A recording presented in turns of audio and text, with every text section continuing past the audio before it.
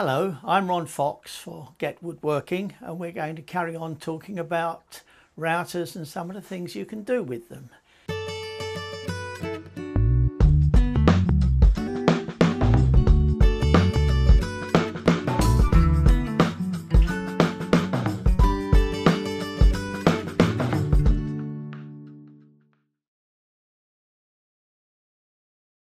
Right, so now let's see how we use this to cut the housing. I'm going to cut my housing in a piece of veneered chipboard. Now it's very basic stuff.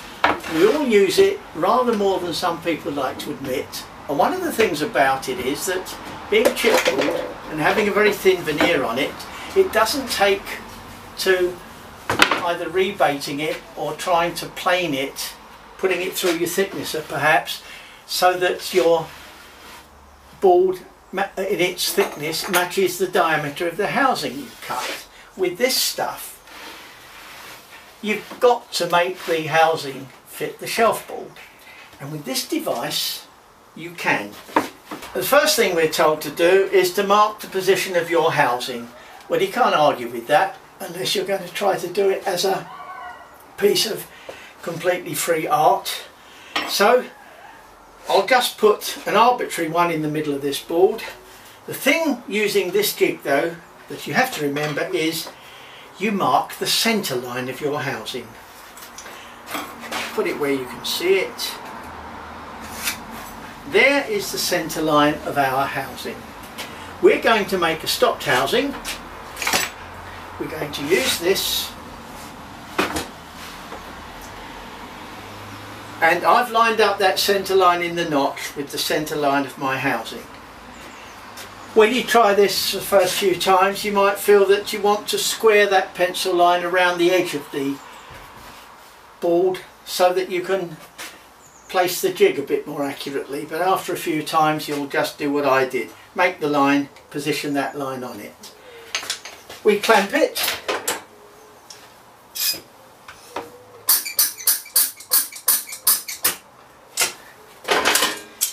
With our clamps giving their usual impression of the geese coming home to roost. Now, you can see what's going to happen. With a 30mm wide slot in here, if I put a 30mm guide bush in that router, it would take me straight up and down there. So whatever cutter I put in the router with that 30mm guide bush would cut its own exact width. I could arrange for that to be a stopped cut, and I could do this quite easily by tightening that up, and you can see what's going to happen. Whatever diameter cutter you put in, with a 30mm guide bush you plough straight up and down. But it gets more interesting if you've got a few smaller guide bushes and a range of straight cutters. If you put a smaller guide bush in, smaller in diameter than that 30mm, you've got effectively a template. You can come up this side, go across there and come back again. And whatever cutter you've got in the router will cut the housing wider than itself, and as you vary the diameter of the guide bush and the diameter of the cutter, maybe vary them both, you get a range of different width housings. Now I left the cutter in here, which was a 3/8 cutter from that previous slotting exercise.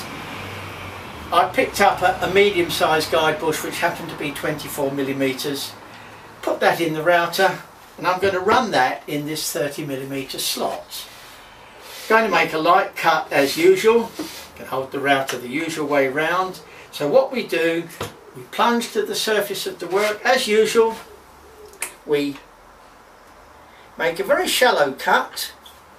What I'm going to do is to make a cut shallow enough to just cut through the veneer and the glue underneath it and the first millimetre or two of the chipboard.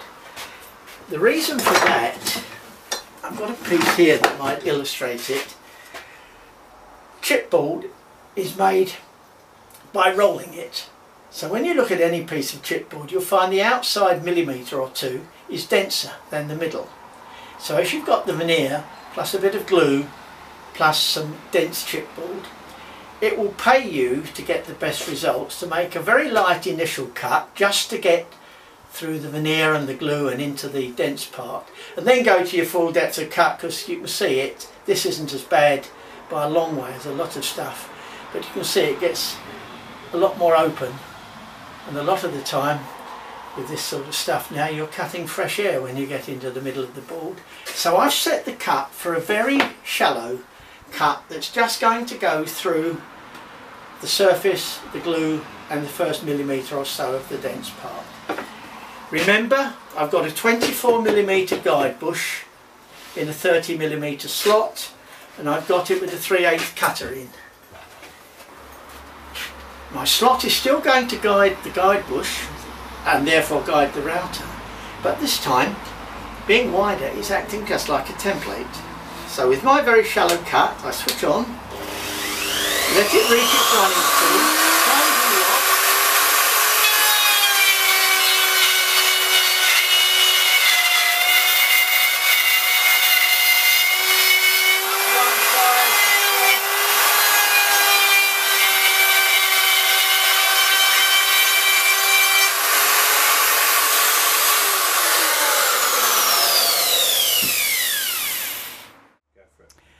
having made that first pass, I plunge to the stop bar, raise it to give myself another couple of millimetres depth of cut to complete the cut to its full depth.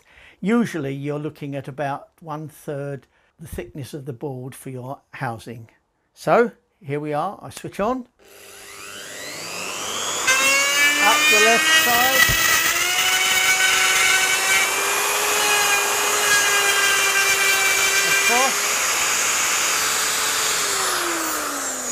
we're just cutting the one for demonstration so we can live with the bit of dust around. I have cut a stopped housing, you can see there, and I just picked up a 24mm guide bush with the cutter that was already in. It looks quite a nice stopped housing, but would it be any good for anything? Well, here's that other bit that I was showing you just now. Oh, well, there's a stroke of luck. What I've done here, and of course I did this with prior knowledge, I chose a combination of guide bush diameter and cutter diameter that, working within that 30mm slot, would give me a housing, a stopped housing with a nice squarish end that gives me a very nice fit for this piece of the same material. Now, how did I know that would give me that?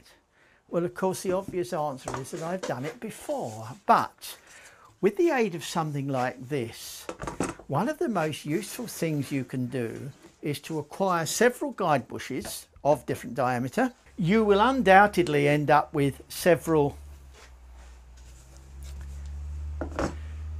straight cutters of different diameter, and what you do is you take a piece of board and think of it as a pattern board, if you like, and you use this with different diameter guide bushes and as many different diameter straight cutters as you've got to cut different housings, and you label each housing with the diameter of the guide bush that you used and the diameter of the cutter that you used to achieve it. So with a 26mm guide bush, that's what a 1/2 inch cutter gave me, that's what a 5/8 cutter gave me.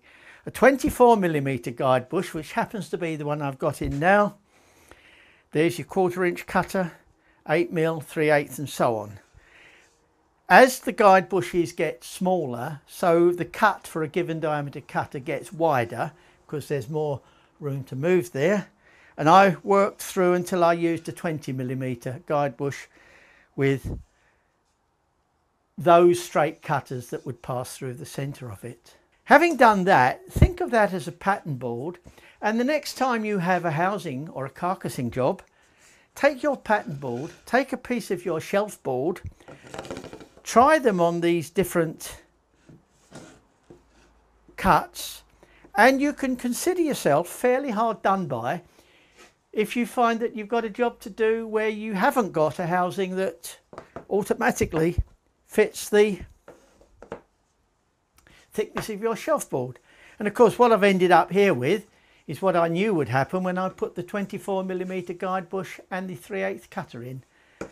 So there you've taken your slotting, counter slotting jig on to make it an exceptionally versatile housing jig.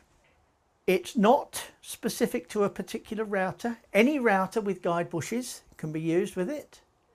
And the other thing about it is it can cut a dovetailed housing as easily as a straight one. Well, that's it for today. I'm Ron Fox for getwoodworking.com, and we've been showing you some of my router tricks, and we shall be back in the near future showing a few more.